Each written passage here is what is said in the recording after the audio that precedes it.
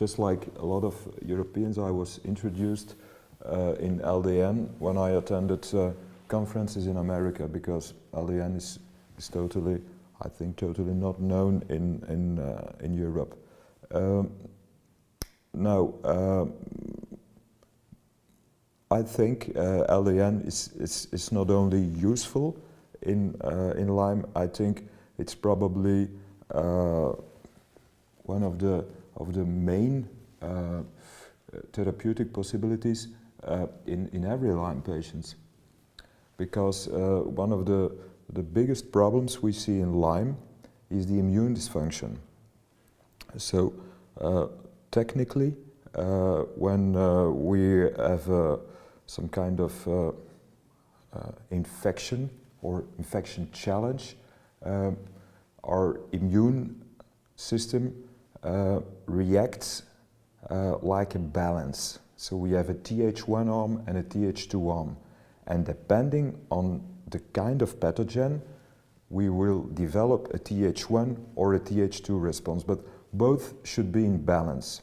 And our Th1 response is our most important immune response.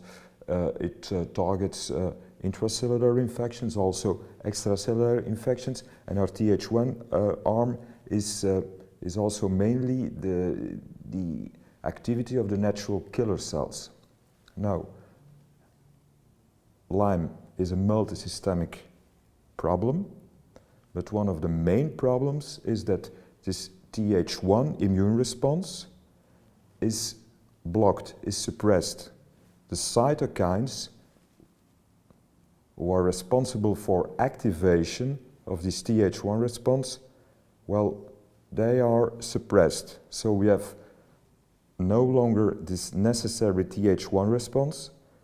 We end up with a dominance of the other arm, the Th2, the production of antibodies, but this part of our immune response is just not sufficient to eliminate the pathogen. So this is basically the immune problem in Lyme we have to face in every Lyme patient.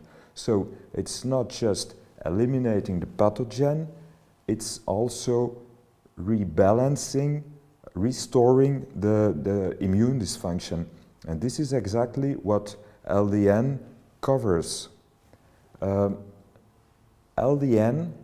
the low-dose naltrexone, is briefly blocking opioid receptors.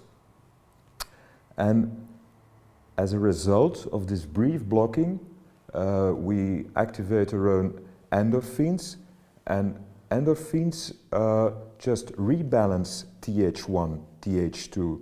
So this is, I think, very useful in practically every Lyme patient, especially the patients suffering from a chronic persistent infection. It's a very important part. Now, basically, this is just one of the possibilities we have with LDN, because we have two other possibilities that makes the product even more interesting for Lyme patients. So on another level, we see that LDN is blocking the production of cytokines, of the peripheral cytokines. So as a result, LDN is also very interesting for patients suffering from neuropathic symptoms. Second level. And the third level, LDN also has an activity in our central nervous system. LDN is switching off the microglial activation we see in a lot of Lyme patients, and especially the Lyme patients who suffer from co-infections like Bartonella, Mycoplasma, or Chlamydia. So facing those three possibilities, scientific-based, clinical-based, I see LDN as a very useful molecule we can use in practically all Lyme patients. Well, just like I should say few other European medical professionals, I was introduced in LDN by attending conferences in America. I didn't know LDN before. I only know what all GPs and pharmacists know here in Europe. Naltrexone, the 50 milligram form, is a molecule that we use with only one indication, and it's addiction to alcohol or narcotics, just because it's blocking opioid receptors. That's everything we know in Europe so far. So the other possibilities with a low dose are totally unknown. So in my daily activities as a compounding pharmacist, I think it's my responsibility to show, for example, doctors treating Lyme, that we have these possibilities, that they exist. Now, technically, there was another challenge for me, because coming back from this conference in America, it was my challenge, my goal, to offer this molecule, to make it possible for doctors to prescribe it. And this was a big challenge, because legally, the only way for a pharmacist to deliver LDN as a product is to prepare, to compound it, using the 50 milligram foam tab as raw material. Now, in this, let's say, legal construction, I see two problems.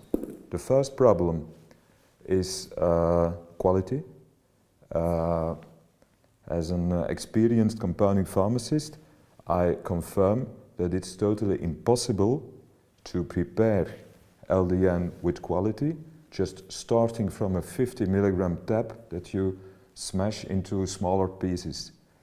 The quality will be, you will never have the same quality as the product that has been used in the clinical studies. So this is the first part of the problem.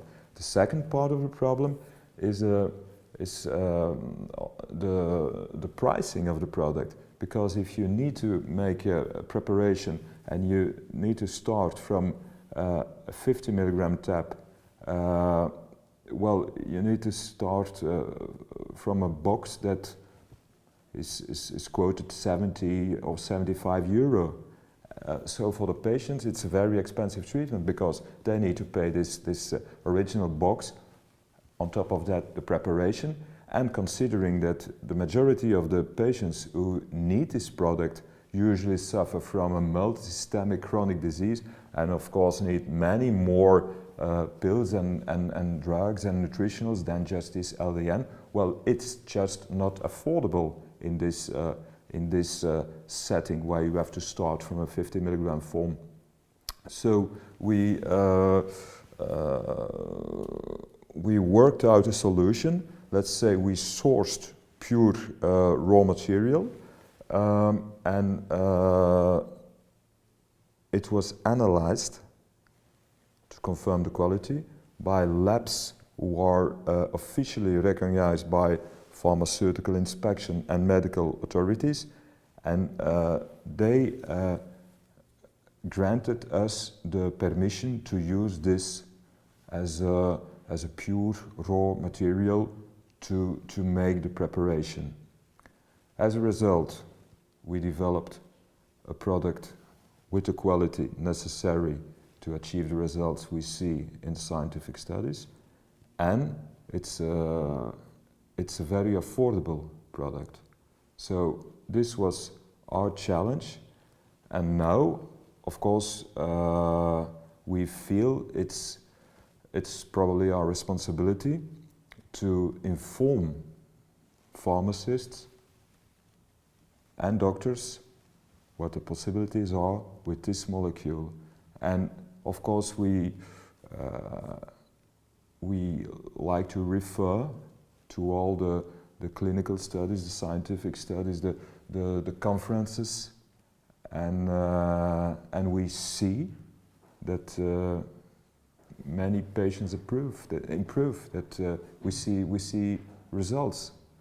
And this is of course very motivating for us. It's a very good motivation to inform even more doctors and pharmacists about these possibilities. No, I see, if we really compound LDN from the raw pure material, we have two benefits. The first benefit is of course the quality. That's much better than if you prepare this product just from the 50 milligram tab. So the first benefit is the quality, and the second benefit is the pricing. And I think both are necessary if you want to develop the possibilities to patients and doctors. Now it's on two levels. Well, you know, I was so excited about the possibilities that I included LDN in my regular talks on conferences. So I included it, for example, in my Lyme talks, but I also included it in my talks on autoimmune diseases and even cancer. As a regular speaker, I know that GPs, medical professionals, they're like hands-on information, practical information, take-home information, and this is something that you can use in so many different conditions. But that's basically why we organize educational sessions. I'm European chair for ILATS, and our main goal is to educate doctors, to show them what treatment possibilities we have in treatment of Lyme. And we know how important it is to show them, to give them exact information, evidence-based, clinical-based, scientific-based. So I think it's our responsibility to show what this product can do. So I like to include this information in practically all my talks. Let's face we shouldn't be too negative. I think we are working on solutions. We have the ILATS platform, who is working hard also in Europe to make sure that we can reach out to as many doctors as possible. So I think, of course, we need more time, but we are moving forward. And of course, the treatment of Lyme is a complicated treatment, because the approach should be an integrative approach. And this is basically, in my opinion, the biggest challenge in Europe when I compare the situation with the situation in America.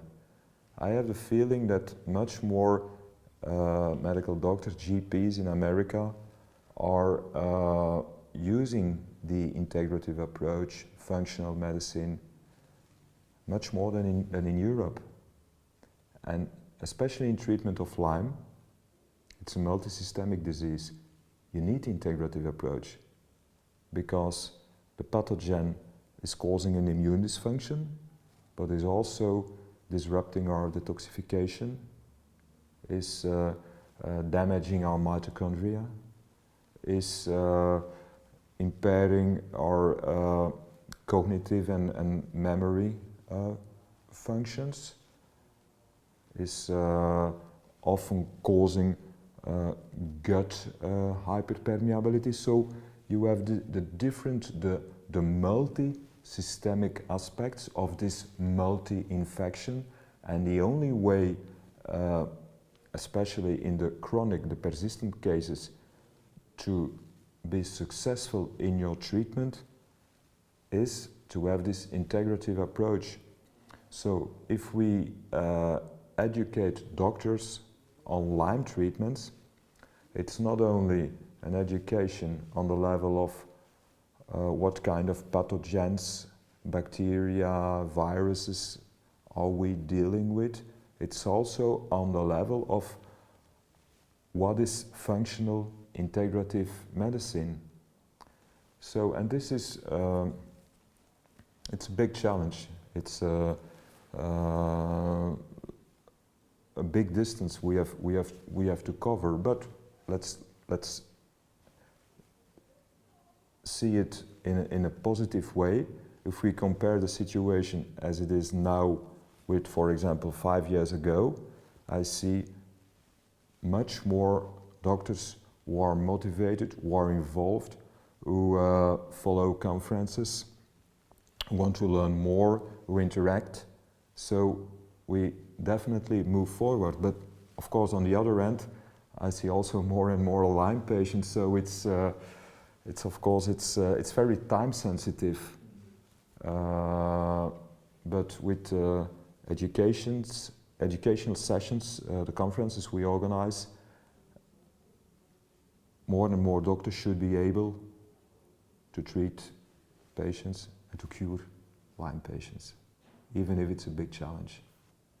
Well, basically why I think LDN should be considered in every patient is because of this immune dysfunction. So one of the reasons why we can't cure the patient is because the pathogen disrupts our Th1, Th2 balance. And LDN is one of the most studied molecules to rebalance this Th1, Th2 response. And as long as we have not rebalanced Th1, Th2, we can't cure the patient. There is no antibiotic able to rebalance Th1, Th2. We need other molecules. And often doctors ask me, what are the possibilities? Well, LDN is one of the possibilities. Basically, I think we have two other studied possibilities: transfer factors and glutathione. Transfer factors because they also restore the communication between T cells, what leads to a better Th1 response and a more balanced Th1, Th2 response. And glutathione. Also, glutathione, very important in Lyme, restoring or improving detoxification, also a very powerful antioxidant because we create a lot of oxidative stress in Lyme. But on top of that, glutathione is also improving our natural killer cell activity. So I think in our integrative approach, in our total approach, the immune part is a very important part.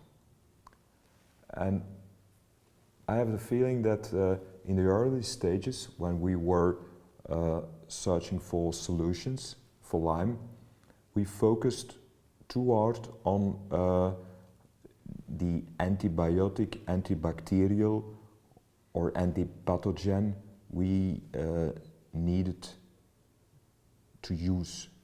And based on experience, based on the results in our patients,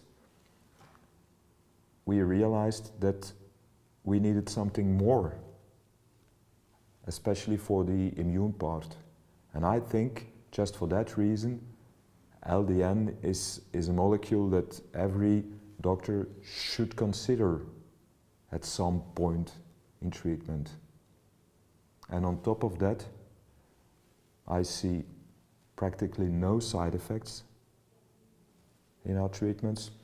The only side effect we see sometimes at the start of the treatment are some nightmares, or what we call in literature more vivid dreams, but it's only temporarily.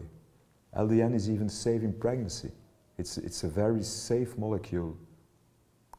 So I don't see any reasons why we should not include LDN in our treatments.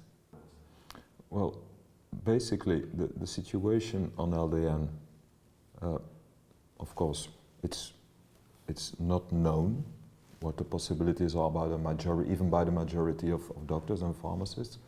But I think it's what we see in a lot of molecules of this kind. LDN will probably never be registered as a drug, so there is no exposure for pharmaceutical companies, for big pharmaceutical companies.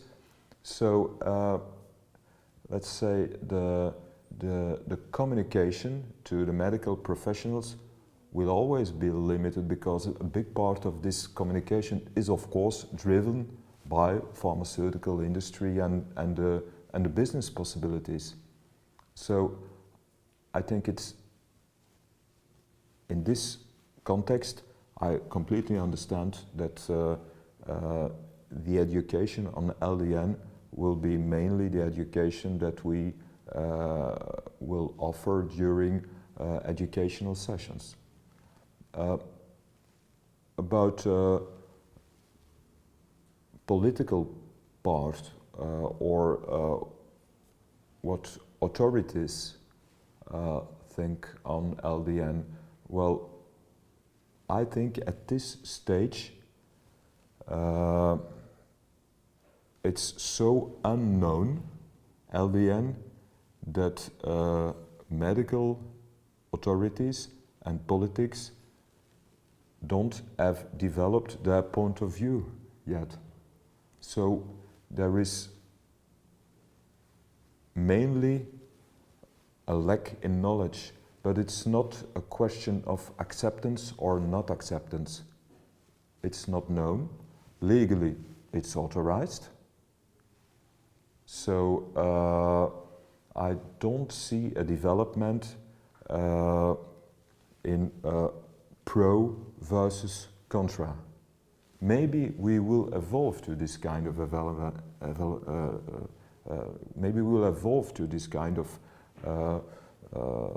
situation with pro versus contra, but we are not so far yet. So at that level, I don't see any problems. If the doctor knows the product, he can prescribe the product, patients can buy the product. It's not so expensive. Of course, it's not reimbursed by the insurance, by the medical insurance, but at this stage, I think the investment is or let's say it's affordable. So even without a reimbursement, it's possible to use the molecule. The situation on Lyme, the political situation, is probably the same situation as we had 5 years, 10 years ago on chronic fatigue, fibromyalgia. It's a chronic illness mainly because the details are not known by the medical authorities and the politics, so it's not really accepted. It's difficult to communicate with medical authorities because usually they are very conservative in Europe, so we probably need some more time. Now I see a very positive evolution, and this evolution is coming from France. In France we have Professor Perron, He's an academic, and he is accepted, recognized by everyone, also the medical authorities. And I see that finally we have an area in Europe where medical authorities and politics seem to understand what this Professor Perron is talking about. And let's say we want to empower, and we want ILADS as an association of medical professionals wants to is working very hard to have the same evolution everywhere in Europe, and that's why we decided to work together, let's say, with Professor Perron, and he's hosting our next ILADS conference in Europe, and we hope with the work he has done in France, and based on his relationship with authorities and politics, that maybe we can extrapolate their enthusiasm to other parts of Europe.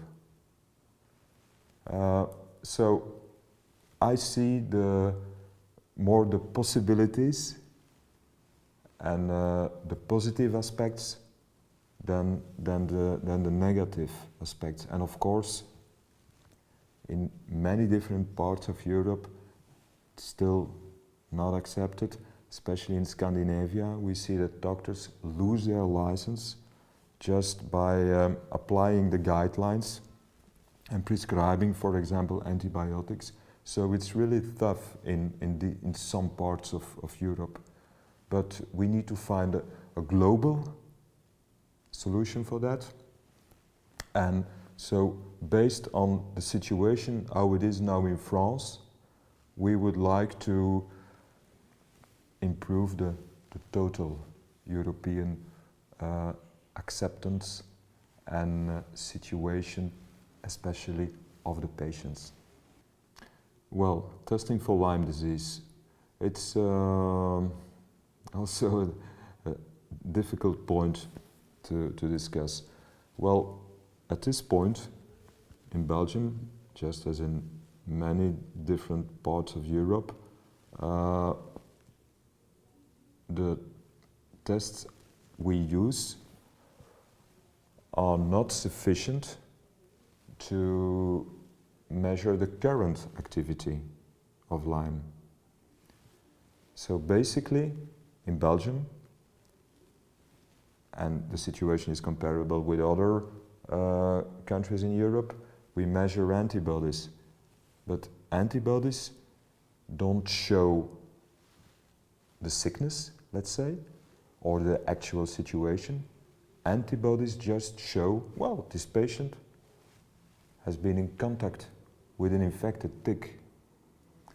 But of course, it's not because you've been in contact with an infected tick that you developed this pathology.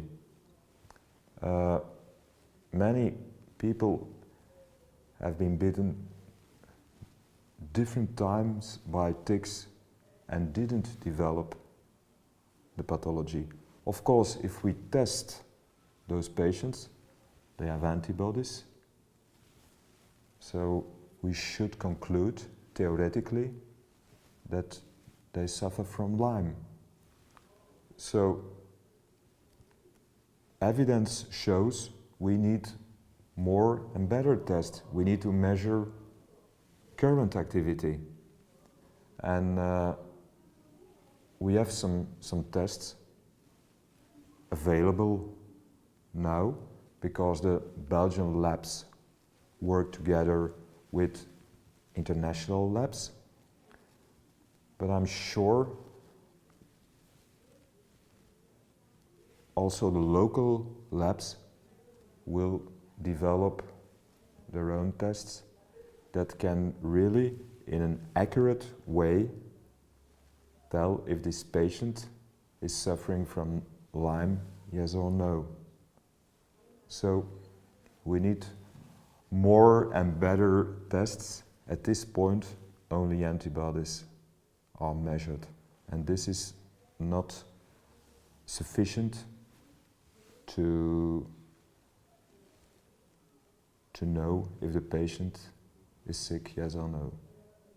But of course, on the other end, you know, the tests, the lab tests, is a part of the diagnosis. The clinical symptoms is another part of the diagnosis. In a correct diagnosis, we need the lab results and we need the clinical symptoms.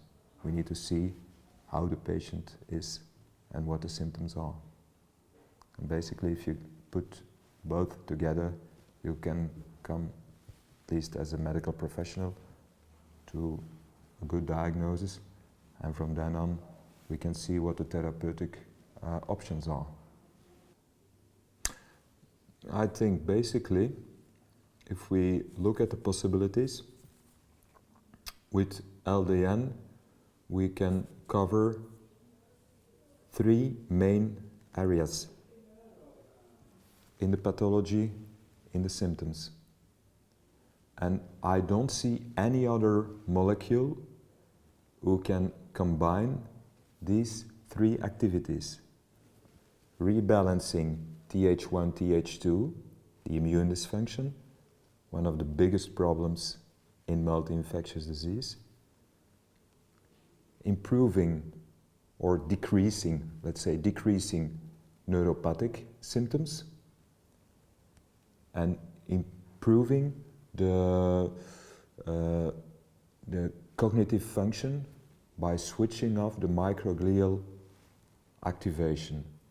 These 3 possibilities, I don't see any other molecule who is capable to do this. The best message is that we have developed a lot of therapeutic possibilities the last years, based on the evidence, based on the work that a lot of Lyme doctors are doing all over the world. And so the possibilities we have now in our treatments are much better, or we have more possibilities now than we had 5 years ago. So if we continue this way, I'm sure we will cure more and more patients. But basically, I think we need to understand that it's an infection. It's a multi-infection. It's always a multi-infection. But the multi-infection is only inducing a pathology if there is a trigger. Not every patient will develop Lyme after a tick bite. So, and considering we have this trigger, it's important to find a trigger from an integrative functional approach. And if we can find a trigger, usually we can cure the patient. So I think, and this is very important at this stage, it's not just finding the exact combination of antibiotics. No, it's restoring systems, and this is probably the most interesting evolution the last years. It's a multisystemic problem. Multisystemic approach will finally give the best results. It's not just finding that 1 or 2 or 3 antibiotics, the magic bullet that kills the enemy, to cure the patient.